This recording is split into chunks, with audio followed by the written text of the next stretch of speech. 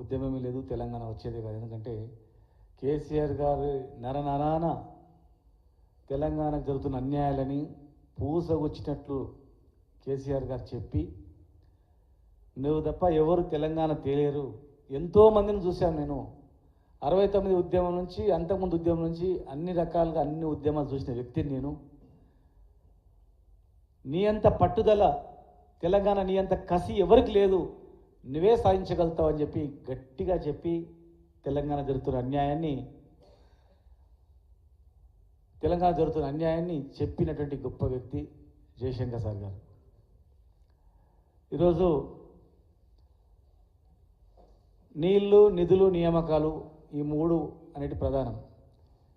ఈ మూడిటిపైన, నీళ్లకు జరుగుతున్న అన్యాయం పైన, నిధుల జరుగుతున్న అన్యాయం పైన, నియామకాల పైన, ఈ మూడిటిపైన తెలంగాణకి ఇక్కడ ఏం జరుగుతుంది పూర్తి అవగాహన ఉన్న వ్యక్తి. ఎందుకంటే ఇప్పుడే కుడి కాలువకు కరెంటు బిల్లులు, ఆంధ్రకు పోయే కాలువలకేమో కరెంటు బిల్లులు కట్టేది లేదు, తెలంగాణకు వచ్చే కాలువలకు కరెంటు బిల్లు కడుతున్నారంటే ఎవరైనా గ్రహించిండ్రా? ఆనాడు ప్రభుత్వంలో మంత్రులు ఉన్నారు, అందరు ఉన్నారు, వ్యవస్థ ఉంది, అధికారులు ఉన్నారు. ఒక్కడైనా ఇన్ని సంవత్సరాలకు, ఎన్నో సంవత్సరాలైనా కూడా తెలంగాణ ఆంధ్రప్రదేశ్ ఏర్పడి నాగార్జున సాగర్ గట్టి అన్ని సంవత్సరాలైనా కూడా ఒక్కరు కూడా గుర్తించలేదు, సోయి కూడా లేదు, అవగాహన కూడా లేదు. మరి కరెంటు బిల్లుల కానుంచి, నిధుల కానుంచి ఇక్కడ ఇన్కమ్ ఎంత ఉంది? ఆ రోజే చెప్పిండు తెలంగాణ వస్తే మిగులు బడ్జెట్ ఉంటుందని. మనము మిగులు బడ్జెట్లో ఆంధ్రప్రదేశ్లో కలిసినాం. డేరాలు వేసుకొని వాళ్ళకు టెంట్ హౌస్ల కింద సెక్రటరియట్లు ఉండే, సచివాలయాలు ఉండే, కర్నూలులో మనకు పెద్ద పెద్ద బిల్డింగ్లు ఉండే, మిగులు బడ్జెట్లో మనం కలుపుకున్నారు. మోసం ఇది, కలయికనే పెద్ద మోసం.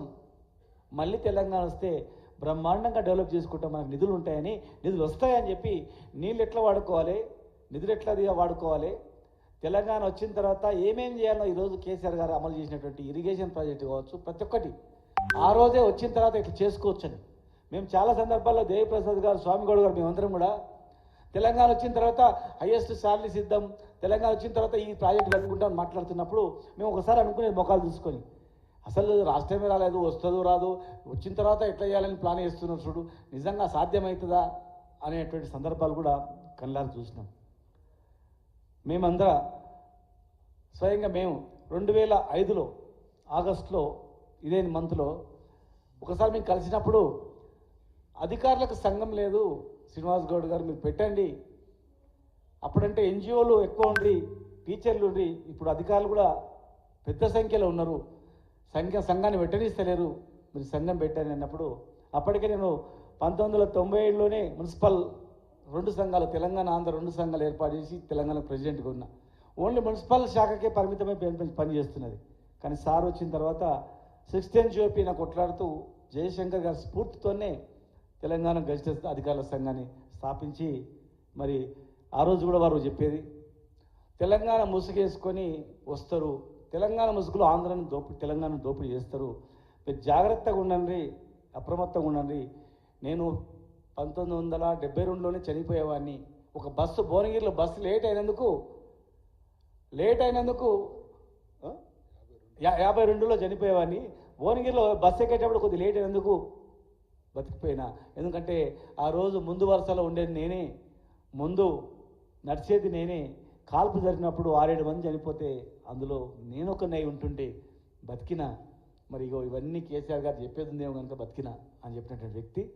తెలంగాణ 9th డిసెంబర్ ప్రకటన, చిదంబరం గారు ఇచ్చే ప్రకటన కూడా వారు ఏం రాయాలని రాసినటువంటి పరిస్థితి. ఆ రోజు కేసీఆర్ గారి దీక్ష విరమణ చేసేటప్పుడు మేము పక్కపక్కలో ఉండి, సార్ వచ్చింది కానీ నిలబడుతుందా అంటే, వచ్చి జెండా వేసేంత వరకు భద్రం లేదు, ఏం చేస్తారో తెలియదని అనుకున్నట్లనే మళ్ళీ వచ్చిన ప్రకటన వెనక్కిపోవడం. మరి వారు శ్వాస ఉన్నంత వరకు నిస్వార్థంగా కుటుంబమే తెలంగాణగా, భార్య పిల్లలు ఏం లేకుండా టోటల్గా ఆయన జీవితాన్ని తెలంగాణకు అంకితం చేసి, మరి తెలంగాణ రావడంలో కేసీఆర్ గారి ముందు నడవడంలో ప్రధాన పాత్ర పోషించినటువంటి వ్యక్తి. ఈరోజు వారు లేకపోయినా వారి చరిత్ర అనేది వెలిగిపోయింది. సజీవంగా వారు లేకపోయినా వారి యొక్క ఆత్మ అనేది ఉంది. అందరం తలుచుకుంటాం. తెలంగాణ ఎక్కడ పోయినా కూడా సార్ ఎవరంటే జయశంకర్ సార్ అని, ప్రతి జిల్లాలో ఆయన విగ్రహాలు అయినటువంటి జిల్లానే లేదు. ఆయన స్ఫూర్తితో ముందుకు పోవాలి. తెలంగాణ వచ్చిన తర్వాత ఏం డెవలప్ చేయాలని చెప్పిండు. వచ్చిన తర్వాత ఎట్లా మళ్ళీ తెలంగాణ అల్లకల్లోలం చేస్తారని కూడా ఆయన ముందే పసిగట్టి చెప్పిండు. ఆయన అనుకున్నట్లనే ఏదో మనం చాలా సందర్భాలను చూస్తూ ఉంటాం. కనుక తెచ్చింది గొప్ప కాదు, నిలబెట్టుకోవాలి, ఇంకా ముందు కొనసాగాలి, తెలంగాణను కాపాడుకోవాలి. తెలంగాణ ప్రతిష్టను ఎవరు దెబ్బతీస్తున్నా వాడిని, తెలంగాణ ప్రతిష్టను, తెలంగాణకు ఎవరు అన్యాయం చేస్తున్నా ఎవరు వదిలిపెట్టద్దు. తెలంగాణ మూలాలున్న వ్యక్తే తెలంగాణకు సోయి ఉంటుంది తెలంగాణ మీద. ఇప్పటి కూడా రకరకాల ముసుగులు వచ్చి తెలంగాణను రకరకాల ఇబ్బంది పెట్టాలని కూడా ప్రయత్నం చేస్తూ ఉంటారు. కనుక ఆ రోజు ఈ రోజు ఉన్నటువంటి పరిస్థితులకు మనం ఊహించని పరిస్థితి 2014 కన్నా తెలంగాణ రాకముందు వచ్చిన తర్వాత. కనుక ఇంకా మనకు చాలా బాధ్యత ఉంది, మనందరూ ఇంకా బాధ్యత ఉంది. అనుకోకుండా ప్రజలు ఏదో ఊహతో భ్రమలో ఇంకా ఎంతో పెద్ద ఆశతో ప్రభుత్వాన్ని అప్పచెప్పిన భవిష్యత్తు తెలంగాణ మళ్ళీ మనదే బాధ్యత. ఈ రాష్ట్రాన్ని బాగు చేసే బాధ్యత కేసీఆర్ గారి నాయకత్వం మనకే ఉంటుంది. కనుక మన అందరం కూడా ఓపికతో ఉండాలని, కసితో ఆ రోజులు ఎదురు చూస్తూ మన ప్రయత్నం మనం చేయాలని చెప్పని వారికి హృదయపూర్వకమైనటువంటి నివాళులు అర్పిస్తూ థ్యాంక్ యూ. జోహార్ జయశంకర్ సార్కి, జోహార్ ప్రొఫెసర్ జయశంకర్ సార్కి. పెద్దలు మసాచారి గారు మాట. ఆచార్య జయశంకర్ గారి జయంతి సందర్భంగా జరుగుతున్నటువంటి కార్యక్రమానికి విచ్చేసినటువంటి సోదరులందరికీ